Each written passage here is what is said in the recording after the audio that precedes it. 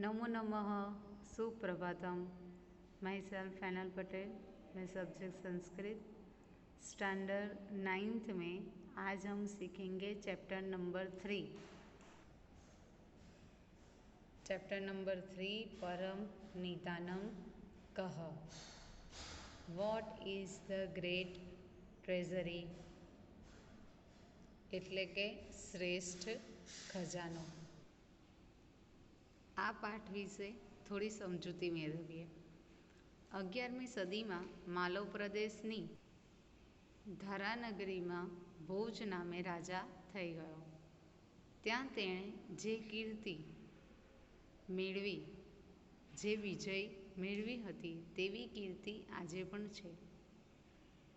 રાજા ભોજની સુંદર રાજ્ય વ્યવસ્થા, ન્યાય આપવાની નિપુણતા તેમજ વિદ્વાનોની ગુણવત્તાની પરખ વિશેની અનેક વિનોદપૂર્ણ કથાઓ આજે પણ જાણીતી છે। આવી કથાઓનો એક સંગ્રહ ભોજ પ્રબંધ નામથી વિખ્યાત છે। આ ગ્રંથમાં રાજા ભોજની અનેક ઘટનાઓ વર્ણવાઈ છે। એટલે કે પરમ નિધાનમ ચેપ્ટરમાં રાજા ભોજની અનેક ઘટનાઓને દર્શાવેલી છે। કાવ્યાત્મક ચમત્કૃતિઓ ધરાવતા સંખ્યાબંધ પદ્યો પણ તેમાં છે। જુદા જુદા સમયે થયેલા અનેક સંસ્કૃત કવિઓએ પોતાની વાતને રજૂ કરવા રાજા ભોજને પાત્ર તરીકે સ્વીકારેલ છે। રાજા ભોજની આવી જ એક સંવાદાત્મક કથા આ પાઠમાં આપવામાં આવી છે। રાજા ભોજ અને યુવાન પંડિતના આ સંવાદમાં એક કરતાં બીજા પદાર્થની શક્તિમત્તાને ઉપસાવવાનો ઉપક્રમ છે। આ વાર્તાલાપ છેવટે સંતોષની વાત આવતા અટકી જાય છે અને સંતોષનું મહત્ત્વ પ્રસ્થાપિત કરે છે। આપણે રાજા ભોજની આ કથાને સંસ્કૃતમાં સમજીએ। ભોજ નામ નૃપતિઃ વિદ્યાપ્રિયઃ કલાપ્રિયઃ પ્રજાપ્રિયશ્ચ આસીत्। અતઃ તસ્ય રાજસભાયાં દૂરદેશાत् અનેકે વિદ્યાવિશારદાः પંડિતાः समागच्छन्ति स्म। एकदा भोजः प्रासादस्य गवाक्षे उपविष्टः आसीत्। सः मार्गे एकं नवागन्तुकम् अनभिज्ञं युवकं पश्यति। तस्य परिचयं ज्ञातुं सः तं प्रासादे आह्वयति। ततस्तयोः मध्ये एवं वार्तालापः संजातः। भोजः भवान् कः वर्तते? युवकः अहं घटपण्डितः अस्मि। भोजः घटपण्डितः? किं नाम घटपण्डितः इति? युवकः यथा घटे परिपूर्णं जलं तिष्ठति तथैव मयि परिपूर्णं ज्ञानं वर्तते। अतः अहं स्वात्मानं घटपण्डितं मन्ये। भोजः युवकस्य गर्वपूर्णाम् उक्तिं श्रुत्वा स्वात्मानं ततोऽप्यधिकं मत्वा अहङ्कारेण सः यदि त्वं घटः असि तर्हि अहं मृद्घरत्वेन वर्ते।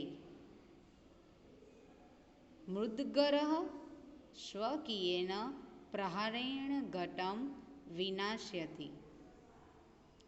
अहमपि घटरूपं भवन्तं विनाशयामि। युवकः यदि भवान् मृद्घरत्वेन वर्तिष्यते तर्हि अहम् अग्निः भवामि। दहनकर्मा अग्निः भूत्वा मृद्घरं भस्म करिष्यामि। भोजः त्वं यदि वर्हित्वेन वर्तिष्यसे तर्हि अहं वृष्टिः भविष्यामि। वृष्टेः पुरतः वर्हिः स्थातुं न शक्नोति, तथा त्वमपि मम पुरतः स्थातुं न शक्नोषि। युवकः वृष्टिं तु वायुः स्वबलेन यत्र कुत्रापि वाहयितुमर्हति। वृष्टिरूपं भवन्तमहं वायुः भूत्वा इतः ततः वहिष्यामि। भोजः यदि भवान् वातत्वेन वर्तिष्यते तर्हि अहं वायुभक्षः भुजगः भविष्यामि। भुजगः सन् सततं वायुरूपं भवन्तं भक्षयिष्यामि। युवकः भवान् यदि सर्पः भविष्यति तर्हि अहं सर्पभक्षको गरुडो भवामि। भोजः वाक्केली वर्धयन् त्वं यदि गरुडः असि तर्हि अहं चक्रधारकः विष्णुः। विष्णुः गरुडारूढः भवति।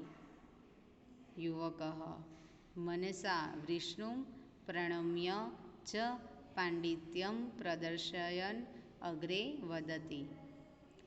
यदि भवान् चक्रधरः विष्णुः तर्हि अहं भवतः मस्तकस्य उपरि शोभमानं मुकुटम् अस्मि। मुकुटं सदा मस्तकस्य उपरि एव संतिष्ठते। भोजः युवकस्य पाण्डित्यम् अनुभूय तर्हि मुकुटस्य उपरि शोभमानं पुष्पमहम् एवमहम् अधुना तवोपरि स्थास्यामि। युवकः भवान् यदि पुष्पं भविष्यति तर्हि अहमपि भ्रमरो भूत्वा तव पुष्पस्योपरि स्थास्यामि। भोजः एवं भवान् द्विरेफः तर्हि अहं सूर्यः। पुष्पस्य अन्तः स्थितः भ्रमरः सूर्यास्तकाले बन्दी भवति। अहमपि त्वां बन्दिनं करिष्यामि। युवकः अहो भवान् सूर्यस्तर्हि अहं महाप्रभावी राहुः। राहुस्तु सूर्यं ग्रहस्ते। भोजः किञ्चित् उच्चैः भवान् राहुर्श्वेत अहं राहुरूपाय तुभ्यं दानं दास्यामि। दानग्रहणेन त्वयं गर्वः निःश्रेयेण शान्तः भविष्यति।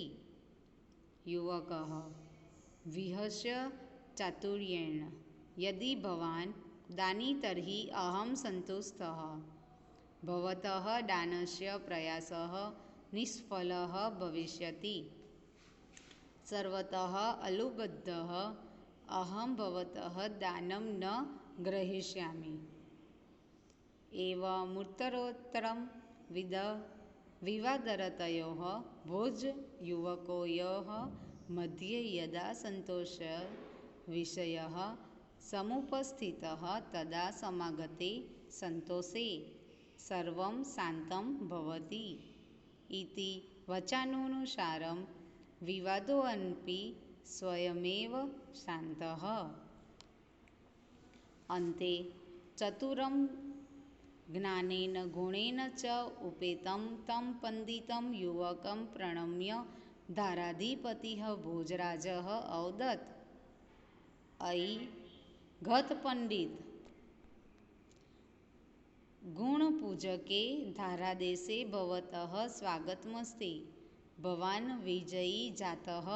सन्तुष्टं जनं न कोऽनपि पराजेतुमर्हति।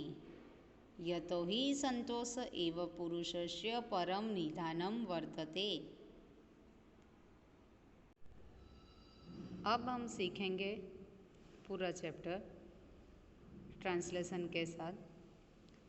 भोजः नाम नृपतिः विद्याप्रियः कलाप्रियः प्रजाप्रियश्च आसीत्।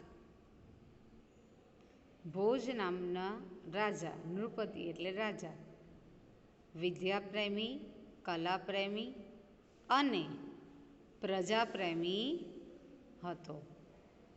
અતઃ તસ્ય રાજસભાયાં દૂરદેશાत् અનેકે વિદ્યાવિશારદા પંડિતાઃ સમાગચ્છન્તિ સ્મ. આથી તેની રાજસભામાં દૂરદેશાત દૂર દૂરના દેશોમાંથી અનેક વિદ્યા વિશારદાહ એટલે કે વિદ્યા નિપુણ, વિદ્યામાં પારંગત હોય એવા પંડિતો આવતા હતા. સમાગચ્છન્તિ સ્મ આવતા હતા. Translation: A king named Bhoj was the lover of learning, lover of fine arts, and devoted to subjects. So many scholars, expert in lawyers, used to come to his royal assembly from far off countries. Second paragraph. एकदा भोजः प्रासादस्य गवाक्षे उपविष्टः आसीत्. એકવાર ભોજ મહેલના ઝરૂખામાં બેઠેલો હતો. જુઓ, જ્યાં રાજા ભોજ બેઠેલા છે તે જે જગ્યા છે તેને ઝરૂખો કહેવાય. સહમાર્ગે એકમ નવાગતનુકમ અનભિજ્ઞમ યુવકમ પશ્યતિ. તે માર્ગમાં એક નવા આવનાર અપરિચિત યુવકને જુએ છે. તસ્ય પરિચયમ જ્ઞાતુમ સહ તમ પ્રાસાદે આહ્વયતિ. તેનો પરિચય જાણવા તે તેને મહેલમાં બોલાવે છે. તતસ્યોઃ મધ્યે એવં વાર્તાલાપઃ સમજાતઃ. પછી તે બેની વચ્ચે આ પ્રમાણે વાર્તાલાપ થયો. Once Bhoj was seated in the round window of the place. He sees a newly arrived, acquainted young man in the street. He calls him into the place in order to know who he is. Then between them the conversation took place in this way. ભોજઃ ભવાન કઃ વર્તતે. ભોજ: આપ કોણ છો? યુવકઃ: અહમ ઘટ પંડિતઃ અસ્મિ. હું ઘટ પંડિત એટલે કે પૂર્ણ જ્ઞાની છું. ભોજઃ: ઘટ પંડિતઃ. ઘટ પંડિત કિમ નામ ઘટ પંડિતઃ ઇતિ. ઘટ પંડિત એટલે શું? Bhoj: who are you? Young man: young man, I am Ghat Pandit. Bhoj: Ghat Pandit? What indeed does Ghat Pandit mean? आपको चैप्टर रीड करना है और साथ में नोटबुक में ट्रांसलेशन भी लिखना है. धन्यवाद.